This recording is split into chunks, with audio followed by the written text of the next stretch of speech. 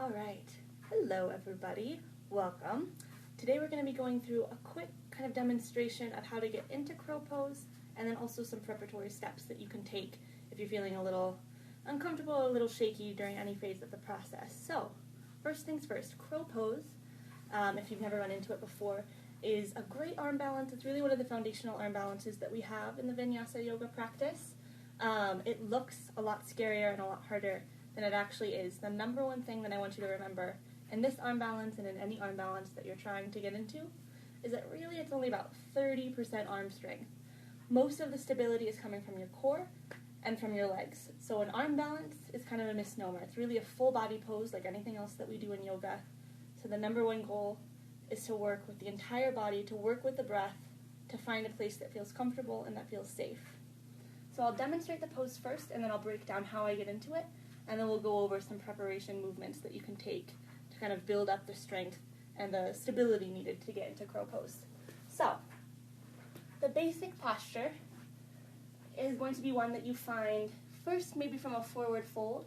You're going to take the hands about shoulder width distance apart, come up onto the toes, place the knees as high as they can get onto the back of the triceps. Common mistake here is that people try and put the knees on the outside of the arms. You're really not finding a lot of stability there, and it's kind of an awkward place for the hips to be. So keeping everything nice and centered is going to be how you find most of your strength. In a traditional crow, you gaze forward, really working on gazing forward so that you don't accidentally move into a somersault. So the gaze will be forward, and you'll simply lift one leg and lift the other, bringing the toes as close to your glutes as you can, and then you can straighten your arms a little bit. So that's your crow, and that's just how we get into it. I'm going to break it down a little bit here in terms of kind of where exactly you're placing the body. The most important thing first is the hands. These are our foundation. It's the only point of contact that you're going to have with the ground. So I want you to imagine almost kind of clawing a basketball. If you were to try and hold up a basketball with one hand, that's how active and engaged I want your hands to be. And then you're just going to flatten the palm. The weight is coming right here, so it's the space between your thumb and your forefinger, this kind of meaty part of your hand. The wrists are going to have a little bit of a stretch, but really the majority of the weight is in this kind of ball of your hand. If you'd like to take a wrist stretch, you can place the back of the hand on the mat. Great thing to do either before or after the pose, just stretching it out, and then finding this grounded position with the hands.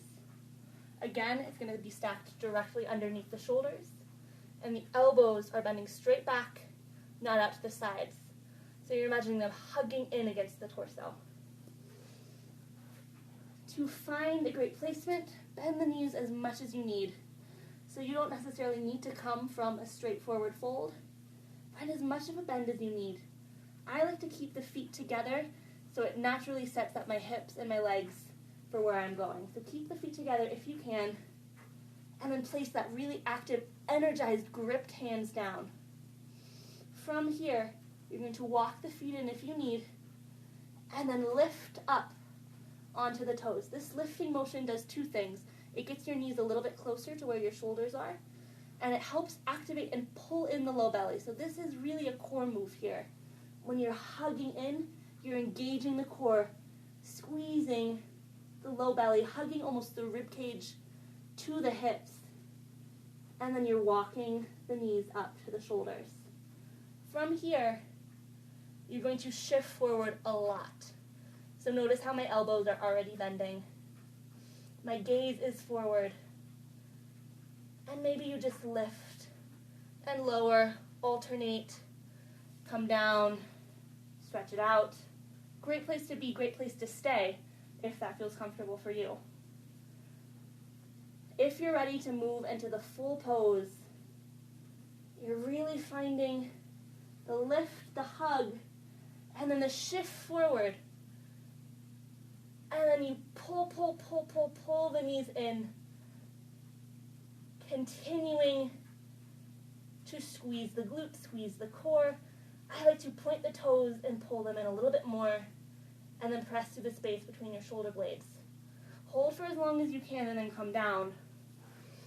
Even if you're holding for a second, even if you just hover, great. So you're building up strength, you're building up, really 80% of it is just kind of getting over that mental hurdle of worrying that you're going to fall. No worries, your body knows what it's doing. The joints, the knees, everything is stacked and aligned. Even if you do fall, I'll show you here. You're going to fall, but you roll. So everything comes together.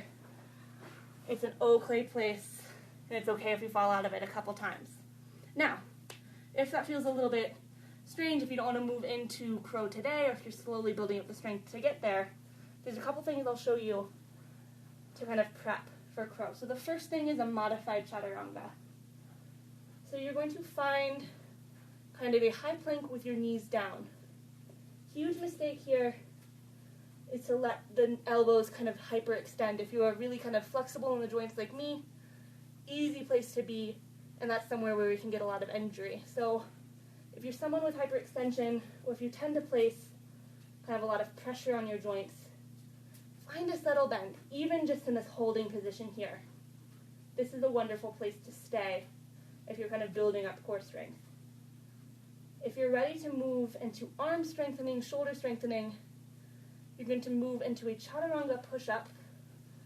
So the feet stay together behind you. You can even cross the ankles if you'd like. And you're going to bend down to 90 degrees. And then lift.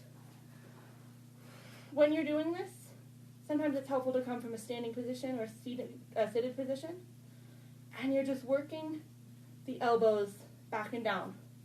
Maybe you stay here. Sometimes this is a great strengthening position in and of itself. Imagining squeezing the elbows by your sides, broadening the heart, broadening the chest. So you can take a couple rounds of your chaturanga. Again, when you come up, not hyperextending, keeping everything slightly bent.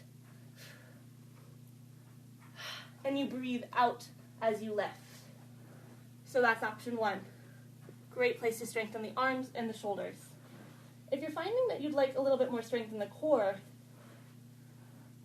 I would recommend coming into a boat pose. So remove any muscle back behind you so you're grounded straight on the sits bones. And you're going to find a lifted position. Maybe this isn't enough. You can kind of steeple grip the hands behind you. Find a lift in the heart.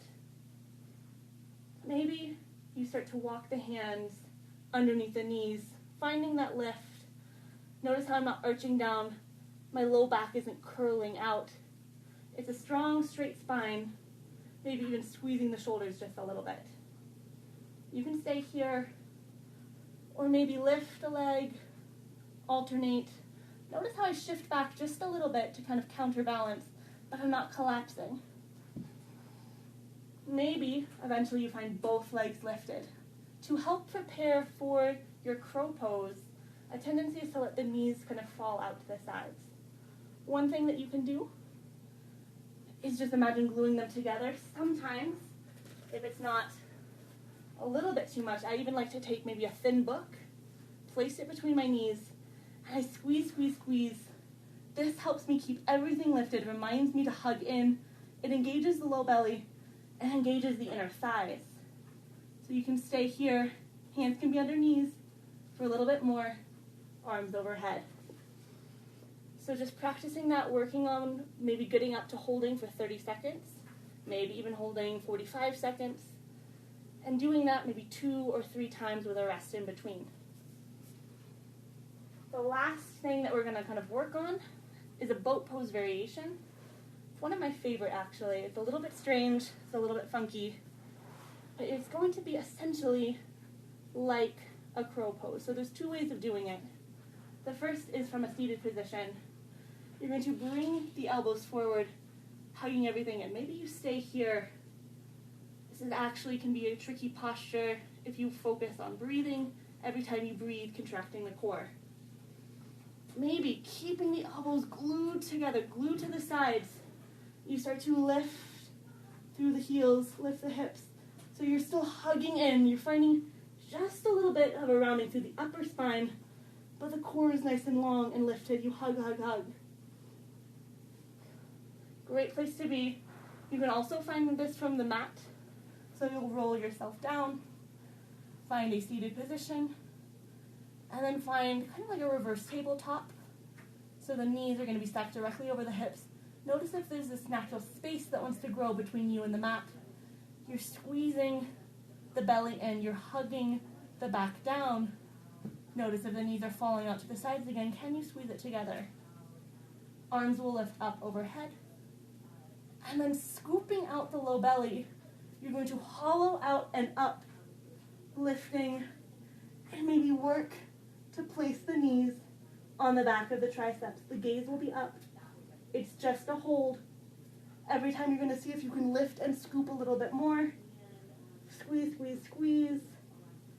Lowering whenever you need. Again, working to hold maybe 35, 40 seconds, 2 or 3 times, just building up to that. If you can only hold for 5, great place to start. We're just building strength through all of these moves. So those are kind of like the 3 great preparatory things that you can take after you've come out of a crow pose.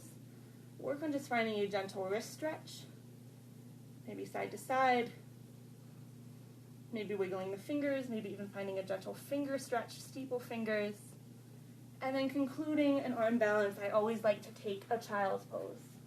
So after you've either worked on the preparation steps or after you've gotten into crow pose itself, take the knees a little bit wide, feet together. You can find a pillow or a book to sit on if you need, and you'll just walk the hands out and take a couple deep breaths. All right, yogis, I hope that was helpful. Thank you all so much for joining me for our mini crow demonstration. Namaste.